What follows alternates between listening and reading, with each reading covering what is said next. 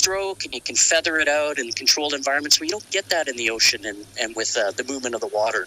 But we always do have is pressure under your torso and out the back of your hips underneath. So if you can keep your arms turning over at a high cadence and keeping pressure on the water underneath your body, you'll keep moving forward. So that's really important too. So paying attention to strength and to stroke rate in the pool. And as far as the bike, it's flat time trialing, and you've commented a few times already on, no coasting and constant pressure on the pedal, having the ability to maintain an even effort for a long period of time. So it's 45 minutes within, say, a 4-hour trainer ride at goal Ironman output.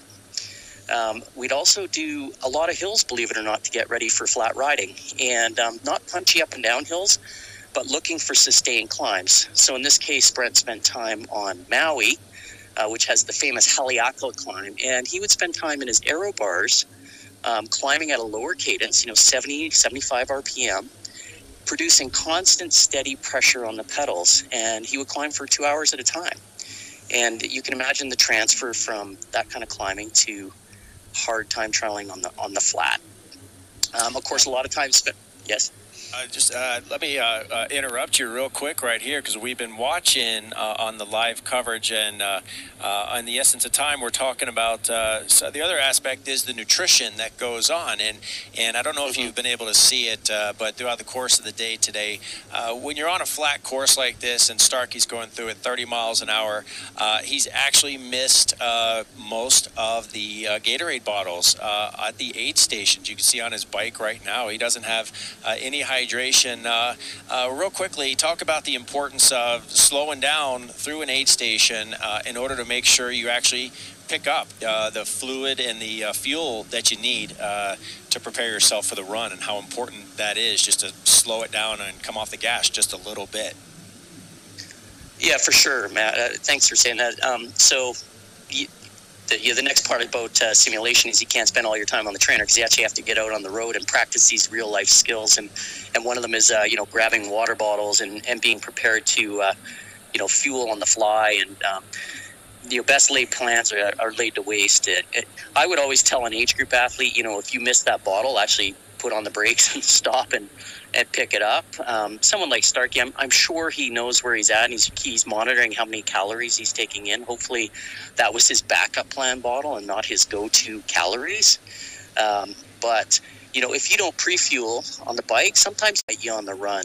And I always think fueling on the bike is kind of a preemptive strike, on the run. So Starkey he's looking good out there for sure. He's a veteran pro. He knows where he's at in his fueling program, and let's hope he's done some good interval running off the bike on the flat as well, and he's ready to lay down a great marathon. All right, thank you very much, Lance. And as we talk about it, going through the 88-mile marker, Starkowicz has now built up 2 minutes and 51 seconds over Svensson. Skipper's now losing time at 6:16. Everybody's losing time. Chevrolet is at 10:49. Then we've got Justin Metzler at 10:51, Rudy Wild 10:53, and Hoffman's hanging in the group at 10:55. But then we've got Ackerman, who's really blown. He's gone out to 12 minutes right now. He was in third spot for a long time today. Tyler Butterfield is at 16:13. No sign of Brent McMahon just yet, but he's your athlete. Just give us final thoughts on your athlete out here today, Brent McMahon. We know that he's one of the most successful athletes at going under 8 hours. Yeah, well, Brent's coming in great shape, and regardless of how the bike plays out, we're going to encourage him to have the best marathon that he possibly can have. And you guys have all seen a lot of the Ironmans over the years, and a lot can change out there, especially in the second half of the Ironman. So we'll see who overplayed their hand on the bike and stressed themselves out, and we'll see who followed their own power numbers and raced within themselves and can produce a great marathon. But I'm feeling good about his chances. Perfect. Well, it's great to have you on the Facebook Watch today, Coach. I'll make sure to get all my workouts you assigned for me later on, and we're going to get back to Starkey here as he's wrapping up in the last little bit of his bike and starts to get himself ready for the run. That looks like he's well rested too, Lance. I don't think he did a single bit of training this morning, so you need to kick his butt. Thank you very much to Lance Watson. He's an Ironman U Master Coach for joining us today from Canada. We'll talk to you again soon, mate. All right. Thanks for having me, guys. All right, back to the action of the 2019 Ironman Florida right now. Let's get you caught up to speed because at 88 miles into the course right now, Andrew Starkowitz leads from Jesper Svensson at 3 minutes. Joe Skipper is out there on his own. He's got 4-minute gap in between himself and Chevreau, Metzler, Wild and Hoffman. Ackerman and Danielson are down at 12 minutes. Danielson is at 15:20. I apologise. Tyler Butterfield is at 16:13. So everything's sort of breaking up in the way of Starkowitz right now. But what we said at the top of the show is that from the USA, Andrea Fisher and Jackie Giuliano, who you just said a moment ago, she's at about 11 minutes down on our leader. Give and take a little bit because of our rolling start today. So they are unofficial results until they get across the finish line later on today. But back with our action right now. Andrew Starkowitz from Illinois, USA, is leading our race and really powering his way toward Panama City Beach. He's going to make a right-hand turn onto the coast road. Once he does that, few miles out and back just to make up the time, and then he's going to be making his way back into transition area. So Starkowitz right now really putting the hammer down as he makes his way back in toward Panama City Beach. And for Jesper Svensson, he's in a mode where he's just actually having to save, a little bit of the loss of the time that he, is given up to Starkowitz right now. But I got to tell you, this has been a very, very good effort by, Svensson right now, whereas Starkowitz is usually in a league of his own. He's these guys they're hanging on, and Starkey is going to push out a low 4 hours for the 112-mile bike ride, and he is not putting in that much time into Jesper. As of the latest at 80 Colorado with Julie Dibbins, he's really been working on his bike and run, and earlier this year at Oceanside, he had one of the fastest run splits, and he's consistently been one of the top runners. And as someone who's as young of an athlete as he is, he's got a bright future.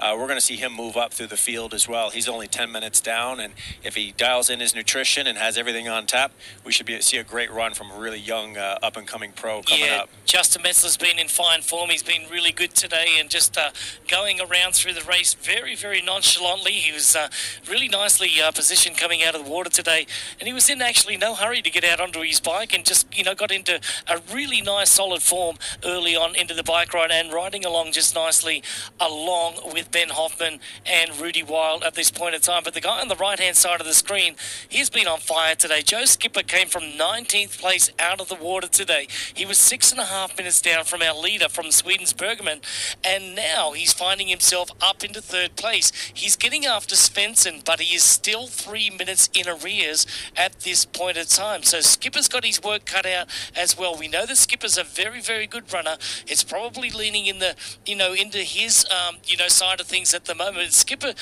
only being 6.5 minutes down on Starkey bodes. I would not go try this at home. It is especially. What are you saying, Matt? Especially on a windy course, because it'll get you. But I think on Facebook Watch, when we watched Jocelyn McCauley back at Ironman Texas on the bike, she rides like this, and a lot of athletes are starting to adopt it. It is a unique style. It started out I think with Bradley Wiggins in the Tour de France and some of his races, and now we're starting to see athletes like Joe Skipper right here on his amazing bike as he's holding 28 miles an hour. Well, I'm a little bit older than you, so I'm going to go back as far as to say Graham O'Brien when he set the world record for the 1 hour on the track up there. I think it was in Manchester, England. And, he was riding on a bike that actually he made himself, and he had his handlebars stuck up into that position as well. And then it was, Wiggins and company, but before that it was even Levi Leipheimer that, was riding in these positions before and just testing it out. And we always talk about aerodynamics and whatever, but when it comes down to it, the human body is a very wide piece of muscle, and they're sitting on this bike that we always talk about aerodynamics, with the bike. But at the end of the day, it comes down to comfort, and this is what this guy has dialed in as well. You can see the aerodynamic booties happening at the moment as well. There's a UCI rule on those, just like the angle of those handlebars. In the UCI, that would be illegal. Right now, the booties would be legal because they don't go up too much on the calf right there. But you can see this bike that he's got the double disc brake, happening at the moment here on the Ventum bike course. 112 miles today, 1 lap out there, and Joe Skipper in third place. Looking pretty good. His turnover's looking very nice. Yeah, he's probably spinning about 75, 80 RPMs right now on the turnover. Very aerodynamic, looks very comfortable. He's got his whole his face tucked in between his arms. He's got that water bottle right there for aerodynamics, and everything about his position and his